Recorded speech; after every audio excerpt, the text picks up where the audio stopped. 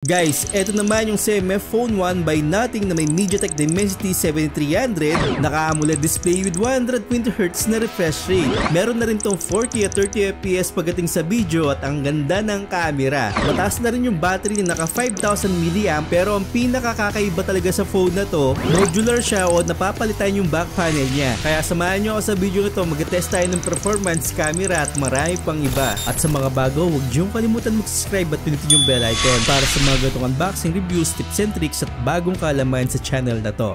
So like, comment, tsaka subscribe lang. You guys need to subscribe to Paul Techs TV. Paul is a friend and he creates awesome videos. Let's get him to cross 100k subscribers. Please subscribe to his channel.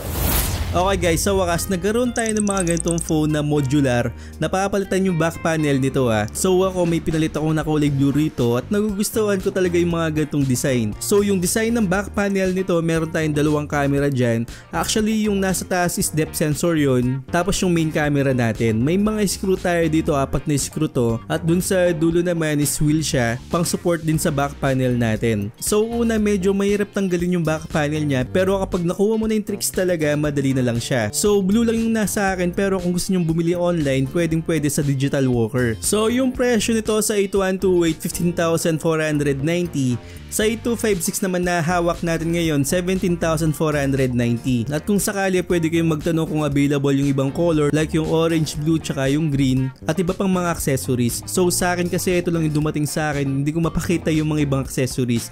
Pero marami naman sa YouTube kung ano yung mga accessories na yon. Pero balik tayo sa design. Ang pinaka nagustuhan ko sa ganitong design, kung sakaling may 3D printer kayo, pwede kayong gumawa ng case nito. Actually, abangan ko talaga to. Sigurado may lalabas na magandang design dito. Iba't ibang kulay, iba't ibang design, at mas maporma pa yung mga lalabas na mga design na ganito. So yung mga accessories, yung mga case ngayon, medyo plain lang siya, pero maniwala kayo sa akin, may lalabas talaga na magandang design para dito sa phone na to. So sa box, meron tayong ganitong box. Then sa loob meron tayong kasamang SIM injector tool, documentation at isang Type-C cable lang. So wala tayong mga ibang accessories dito at ang missing dito wala tayong charger. Pero madali lang gawan ng paraan yan. Sa taas naman ng phone meron tayong microphone dito. Then sa baba isang speaker, Type-C port, isang microphone at SIM card tray. So yung SIM card tray nito pwedeng dalawang SIM o kaya isang SIM o micro SD card. Yung micro SD card dito expandable siya up to 2TB of storage. At nga pala kapag bibili tayo ng mga case nito, meron siyang kasamang screw tapos meron tayong wheel dun sa baba. Then ang pinaka nagustuhan ko talaga na nilagay nila dun sa case na yon, yung SIM card tray. Kasi iba't ibang kulay, diba? So mag-match siya dun sa kulay na gusto mo. At may mga screw tayo dito at SIM ejector pin. So para sa akin kakaiba talaga yung design nito. As in talagang ma-amaze ka. Para siyang mga Nokia dati na napapalitan yung mga casing. Ang kasabay na lumabas nito na partner talaga ng phone na to, itong CMF by Nothing na Watch Pro 2 at Buds Pro 2. So nagustuhan ko dito yung Watch Pro 2 kasi napaka-smooth ng display niya. Meron tayong 1.3 AMOLED display dito, tapos aluminum dito yung bezel niya na pwede rin nating palitan. At maraming ino-offer tong watch nito. Meron tayong heart rate monitoring, sleep monitoring, stress, SpO2 level at marami pang iba. Meron na rin siyang built-in GPS. So yung battery life nito, tumatagal siya ng 11 days. At pwede rin tayong makareceive ng calls dito sa watch na to. So yung presyo nito is nasa 4,390 na match talaga dito sa phone natin. Then yung CMF Buds Pro 2, ito yung pinakakakaiba rin sa akin dahil yung wheel nito pwede siyang i-assign as volume at pwede rin nating i-play tsaka post dito. So yung control lahat nasa case na. At least may pakinabang na yung mga case natin, unlike dati na pumipindot tayo sa mismong earphones. So yung presyo naman nito is nasa 3,790. So balik tayo sa phone na to. Pagdating naman sa display, meron tayong AMOLED display with 120Hz na refresh rate. At yung size ng screen naman nito 6.67 inches. Actually nagugustuhan ko siya, napaka-smooth na 120Hz niya. Hindi siya nagbimintis talaga. Meron din tayong 2000 nits brightness dito, yun yung pinakasagad niya. At sa ganitong presyo mag-enjoy tayo sa Netflix dahil L1 certifications na siya at HDR10+.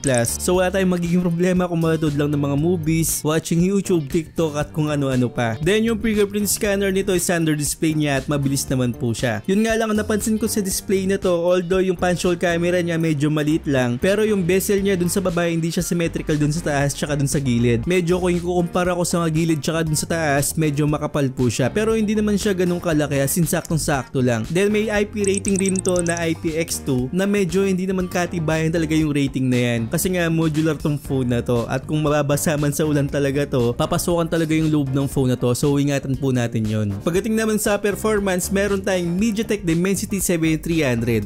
Actually, mas malakas po yung 7200 kumpara natin sa 7300. Hindi ko alam kung bakit nangyari yun na mas mataas yung 7200 kesa sa Dimensity 7300. So para may idea kayo, ito yung performance na nakuha ko sa phone na to. Sa Mobile Legends dito, meron tayong ultra. Pero ang nakukuha ko lang dito, 58 to 60 FPS. Actually, stable naman po sa dyan at magandang frame yan. Saktong-sakto talaga sa phone na to. Although meron nga tayong refresh rate na 120, pero hindi tayo sumagandang 120 kahit na meron tayong ultra dito sa Mobile Legends. Pero pagkatapos ng isang laro, ang pinaka nagustuhan ko talaga, hindi siya uminit. Nakakuha lang tayo ng 38 degrees Celsius pagdating sa paglalaro ng Mobile Legends. Sinubukan ko rin sa Honor of Kings, bagong laro po to, para siyang Mobile Legends din. At ang nakukuha kong frame dito, 60 FPS din hanggang sa matapos yung laro. At hindi rin siya uminit habang naglalaro tayo dito. Maning-mani rin dito yung Call of Duty Mobile. Ang graphics natin nilagay natin sa low, tapos yung frame rate is nasa max. 60 FPS din, smooth din po yan. So sa mga nagtatanong, napaka-smooth po ng 60 FPS sa mga ganitong laro. Kung pag-uusapan yung stability ng game, pwedeng-pwede na po to. Hindi nga lang siya lumalampas talaga ng mga 90 FPS, 120 FPS, pero lagi tayong nasa 60 FPS at hindi siya umiinit. So okay na okay po yung paglalaro natin sa Call of Duty Mobile. At syempre sa PUBG Mobile, yan smooth din po siya. Nakakuha rin tayo ng 60 FPS pagdating sa PUBG Mobile. Hindi rin siya lumalampas ng mga 90 to 120. Which is sa paglalaro ko dito sa phone na to, kahit itong mga games, 60 FPS po talaga yung makukuha natin.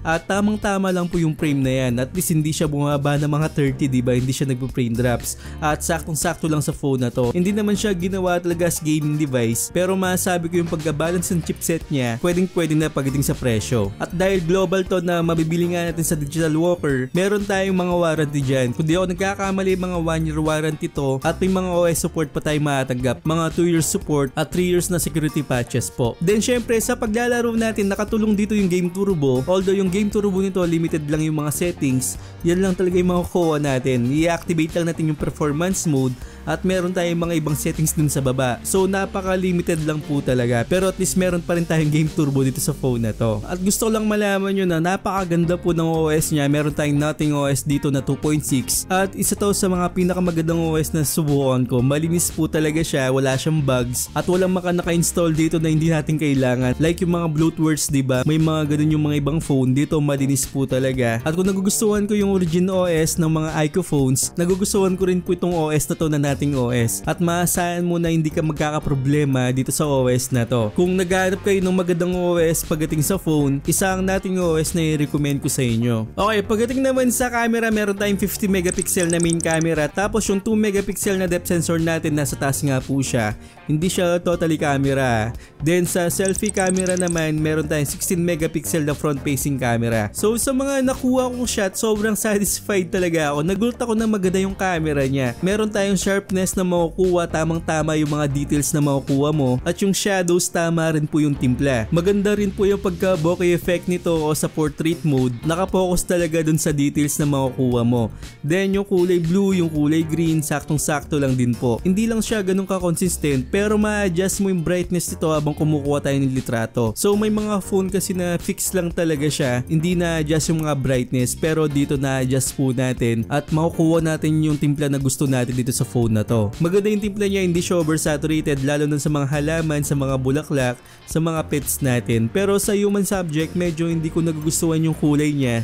At medyo may pagka-warm color tone siya. May time na maganda, may time na hindi. So hindi siya consistent sa human subject. Sa front facing camera naman, saktong-sakto lang. Hindi ko siya masyadong nagugustuhan kasi nagkukulang ako ng sharpness dito, tsaka yung kulay medyo kulang na kulang siya. Pero saktong-sakto lang kung pan-selfie lang. Pwedeng-pwede na to, konting edit lang siguro. Pagdating naman sa video, meron tayong 4K at 30 FPS dun sa main camera. At para sa akin, napaka-stable po ng 4K at 30 FPS. Kung mapapansin nyo po, kahit na maglakad tayo, konting ugalang siguro, hindi siya ganun ka-stable na stable talaga. Pero kung maglalakad po tayo, mapapakinabangan po natin kasi maganda po yung stabilization niya. At medyo paulan kasi sa lugar ko, hindi ko makapakita yung blue sky, kaya ganyan po yung nakuha ko. Pero satisfied naman po ako sa kulay. Konting edit lang siguro, maglalagay tayo ng konting saturation pagdating sa video. Okay na po to. Ito naman po yung sample ng 1080p at 60 fps. Actually, mas satisfied ako dito kasi mas may kulay siya compare sa 4K at 30 fps. Pero sa stabilization, pareho lang din rin po silang maganda. Yun nga lang, pagdating sa selfie video, medyo nagkulang po tayo kasi meron lang tayong 1080p at 60fps. Save lang po na medyo hindi ko nagugustuhan yung kulay, pero at least may magagamit pa rin tayo. Ngayon, ang cons ko dito sa phone na to, although yung speaker niya kahit na mono siya, malakas po siya. Yun nga lang, kapag naglalaro po tayo dito sa phone na to, natatakpan ko po yung speaker niya at hindi na ako makarinig talaga. So isang cons ko yun dito sa phone na to, at wala tayong audio jack. Pero kung gumagamit naman tayo ng mga Bluetooth earphones, pwede na to. So ang masasabi ko sa phone na to, highly recommended ko po siya sa halagang 15,000 to 17,000. Pwede na po to. Kasi nga baka sakali magkaroon pa tayo ng mga gandang case dito at gumawa po yung mga ibang company para sa case ng CMF Phone 1. Napakaganda ng concept na ginawa nila sa phone na to. Hindi ko nakita sa ibang brand yung mga gatong phone na fix lang talaga yung back panel. Pero dito kung sakaling mabagsak natin yung case, pwede nating palitan. Kung magka-dent man yung mga case na to, madali nating palitan at makakapili pa tayo ng mga iba't ibang kulay, diba? So lahat ng link ilalagay ko sa description. Mabibili po to sa Digital Walker, pati po yung Buds Pro natin at saka yung Watch Pro 2 natin. So I hope na nakatulong ako sa inyo at huwag niyong kalimutan mag-subscribe sa channel ko at hit yung bell icon para sa mga ganitong unboxing reviews, bagong kaalaman at katarantadung sa channel na to. So once again, ako po si Paul.